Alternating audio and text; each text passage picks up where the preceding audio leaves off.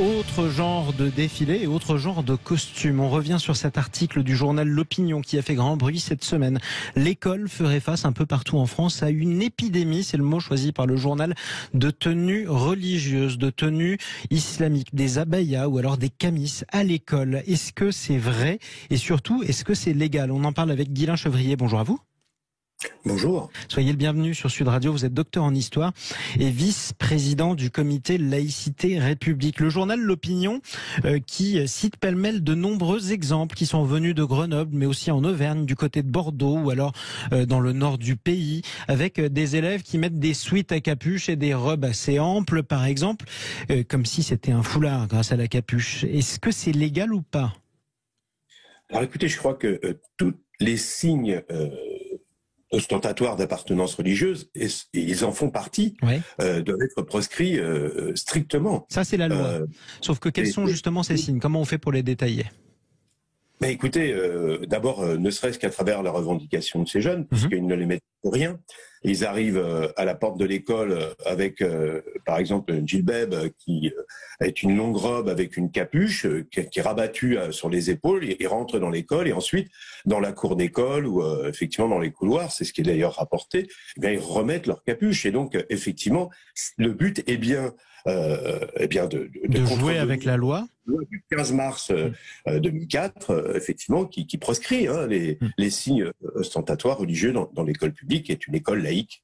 Alors que ce que plaident ces élèves, d'ailleurs, qui, dans certains cas, lorsqu'ils ont été réprimandés ou rappelés à l'ordre, eh bien, ont suscité un élan de soutien de leurs camarades, c'est que ce ne sont pas des tenues religieuses, mais des tenues culturelles. Par exemple, prenons le camis, c'est cette espèce de robe portée par des hommes.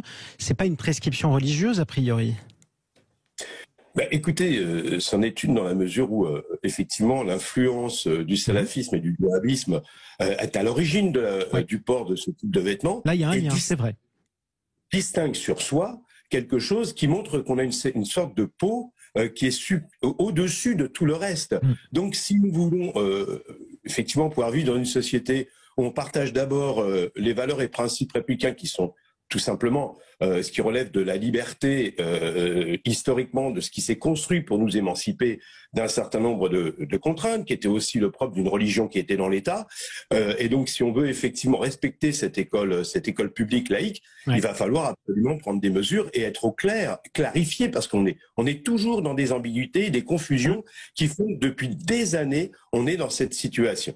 Comme une espèce de guerre de tranchées. On avance, on recule un tout petit peu. Je reviens sur cet exemple de Grenoble. Il est assez parlant. Vous aviez deux jeunes filles qui ont été rappelées à l'ordre par la direction de leur lycée qui a expliqué, je cite, les claquettes, les tenues de plage ainsi que les tuniques longues considérées comme un signe ostentatoire religieux ne sont pas acceptées. Le lendemain de ce rappel à l'ordre, il y avait une pétition et ces tenues-là étaient beaucoup plus nombreuses à l'entrée du lycée.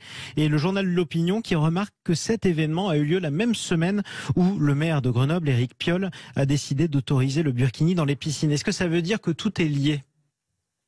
Absolument. Ce à quoi on assiste, et un certain nombre de ces jeunes filles ou ces garçons qui manifestent leur appartenance religieuse de cette manière ne se rendent pas compte qu'ils sont eux-mêmes en train de porter une sorte de contre-société qui s'oppose à la liberté.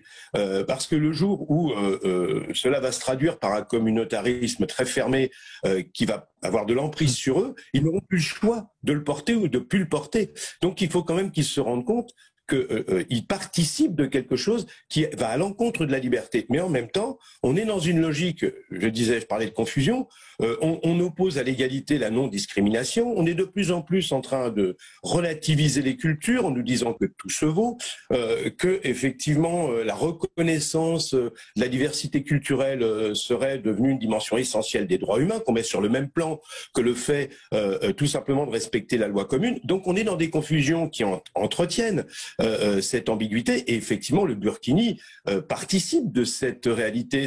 On est sur une offensive, qu'elle soit plus ou moins concertée, ça on a du mal à le savoir, mais indéniablement on a un phénomène de société avec des jeunes gens qui sont de plus en plus aussi sur une logique très individualiste de consommation, où tout doit être décidé pour soi-même, et donc où le collectif disparaît derrière les désirs et les aspirations strictement individuelles, sans plus se rendre compte qu'on est sur un social. Et si on ne le respecte plus, nous allons nous retrouver dans une société effectivement fragmentée et avec 1000 dangers.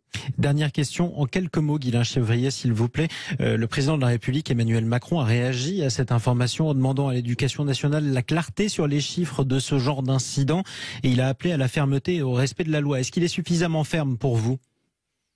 Écoutez, on le verra, parce que pour l'instant, on n'a que des déclarations. Le problème, si vous voulez, c'est qu'il faudrait passer aussi d'une politique en la matière, c'est-à-dire concernant l'islam de France entre autres, ou le rapport aux religions, qui se clarifie aussi, parce que on a d'un côté effectivement ce discours, et de l'autre on a aussi l'affirmation dans l'entreprise, par l'entremise de la volonté du gouvernement, d'un index de la diversité avec des quotas au regard de ce qu'on appelle les minorités visibles, et donc on est dans une ambiguïté totale, puisque là on favorise justement cette idée que il faudrait favoriser une sorte de diversité de manière complètement abstraite, alors que la vraie question, c'est de savoir qu'est-ce qu'on met en commun pour faire société, parce que une société ne sera jamais une simple addition de différences. Merci beaucoup, Guylain Chevrier, pour votre prise de parole dans le Grand Matin Week-end sur Sud Radio. Je rappelle que vous êtes docteur en histoire et vice-président du comité Laïcité République. Vous écoutez Sud Radio, il est 9h16.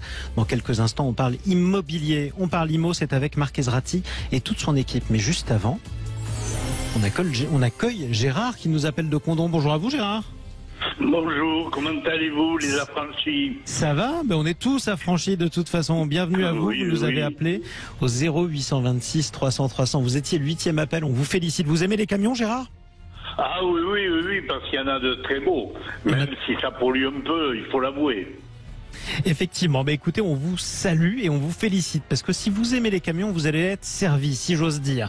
On vous offre avec Sud Radio 2 places VIP au Grand Prix Camion le 18 et le 19 juin. C'est sur le circuit de Nogaro, vous pourrez y accéder et y assister avec la personne de votre choix. On félicite aussi Christophe de Poitiers qui a gagné sur Sud Radio au 0826 300 300 et qui pour sa part prendra la direction des Francopholies. Ce sera à La Rochelle grâce à Sud Radio.